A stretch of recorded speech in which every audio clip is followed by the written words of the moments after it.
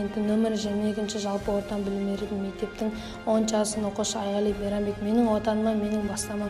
Республика шығармашылық жобалар байқауына қатысты басты мақсатым бос уақытты тиімді пайдаланып, салауатты өмір салтын ұстанып және спортқа дамытуға өз үлесімді қосып.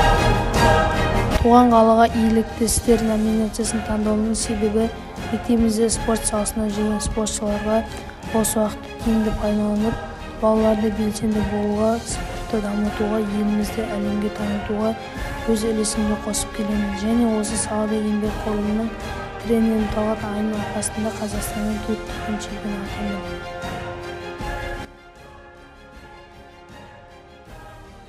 Ассалаумалейкум.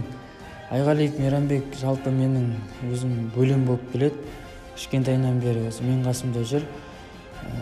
Бастапқы спортқа келгенде ол менімен бірге дзюдо күресіне барып жүрді. 2014 жылдары.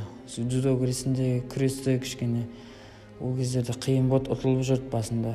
Сосын 2015-те тұрақты жекпе-жекке ауысқаннан кейін жекпе-жек спорттарына қатысты, грэпплингке қатысты бастапқы жарыстарда 2-ші орын, 3-ші орын алып жүрді 1-2 жылдықтарда.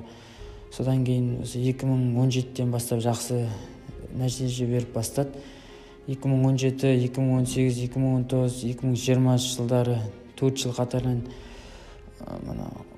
рукопашный бойдан Қазақстан чемпионы болды, ұлттық жекпе-жектен грэпплингтен Қазақстан чемпионы болды. Азия біріншілігінде 2-ші орын алды. Осылай осы баппен жүре берсе, Алла қаласа бір үлкен жарыстарға шығарамыз деген ниетіміз бар.